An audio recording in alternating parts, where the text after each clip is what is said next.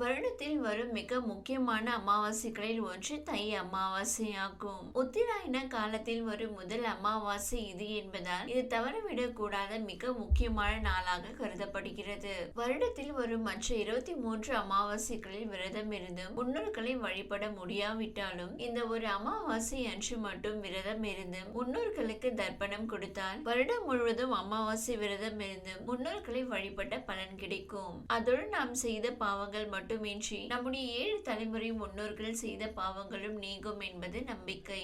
இந்த ஆண்டு தை அமாவாசை ஜனவரி 29ஆம் தேதி புதன்கிழமை வருகிறது. ஜனவரி 28ஆம் தேதி இரவு 8:10 மணிக்கு துவங்கி ஜனவரி 29ஆம் தேதி இரவு 7:21 வரை அமாவாசை திதி உள்ளது. இது பெருமாள் வழிபாட்டிற்குரிய புதன்கிழமையில் பெருமாளுக்குரிய திருவோணம் நட்சத்திரத்துடன் இணைந்து வருவது மற்றொரு தனி சிறப்பு ஆகும். இந்த நாளில் 3 முக்கிய பொருட்களை தானம் அளிப்பது மிக மிக சிறந்தது ஆகும். அமாவாசை தினத்தில் முன்னோர்களுக்கு தர்ப்பணம் செய்யும் நிகழ்வானது நடைபெறும். அந்த வகையில் தை அமாவாசையொட்டி ராமேஸ்வரம் ராமநாத சுவாமி கோவிலுக்கு பல்வேறு மாவட்டங்கள் மாநிலங்களில் இருந்து லட்சக்கணக்கான பக்தர்கள் வருகை தருவார்கள். ஜனவரி 29 அன்று ராமேஸ்வரம் ராமநாத சுவாமி கோயில் நடை அதிகாலை 4 மணிக்கு நடை திறந்து காலை 5 மணி முதல் 5:30 மணி வரை ஸ்படிலிங்க பூஜை நடைபெறும். இதனையடுத்து காலை 11:50 மணிக்கு மேல் அக்னி தீர்த்த கடற்கரையில் தீர்த்தவாரி நடைபெறும் எனவும் இதனையடுத்து மாலை 5:30 மணிக்கு தீபாராதனை நடைபெற்றும் இரவு 7 மணிக்கு ராமநாத சுவாமி பர்வதவர்த்தினி அம்பாள் பஞ்சமூர்த்திகள் மற்றும் ஸ்ரீராமர் வெள்ளி ரதம் புறப்பாடு வீதி உலா நடைபெறும். இதனையடுத்து பல லட்சம் பக்தர்கள் ராமேஸ்வரம் வரவுள்ள நிலையில் சிறப்பு பேருந்து தொடர்பாக அறிவிப்பு வெளியாகியுள்ளது.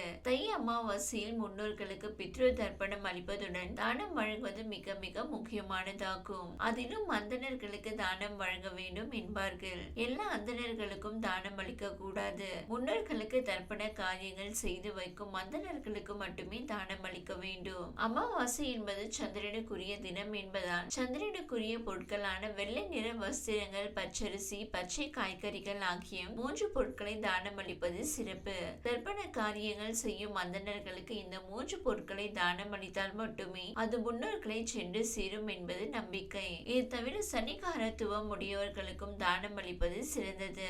அதாவது மாற்றுத்திறன் கொண்டவர்கள், சாலை ஓரங்களில் வசிப்பவர்கள், அனைவராலும் கைவிடப்பட்டவர்கள் ஆகியோருக்கு உதவி செய்வது சிறப்பு.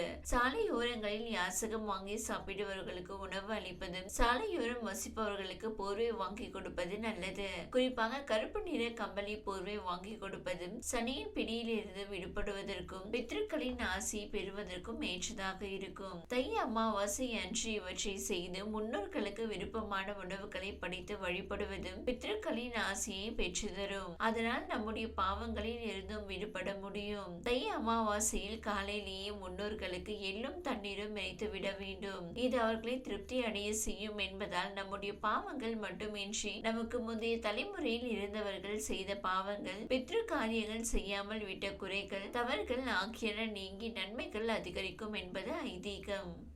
இந்த வீடியோ உங்களுக்கு பிடித்திருந்தால் லைக் செய்யுங்க. மேலும் இதுபோல் வீடியோ தொடர்ந்து பார்க்க நம்ம ஒரு சேனலை சப்ஸ்கிரைப் மற்றும் ஃபாலோ செய்யுங்க.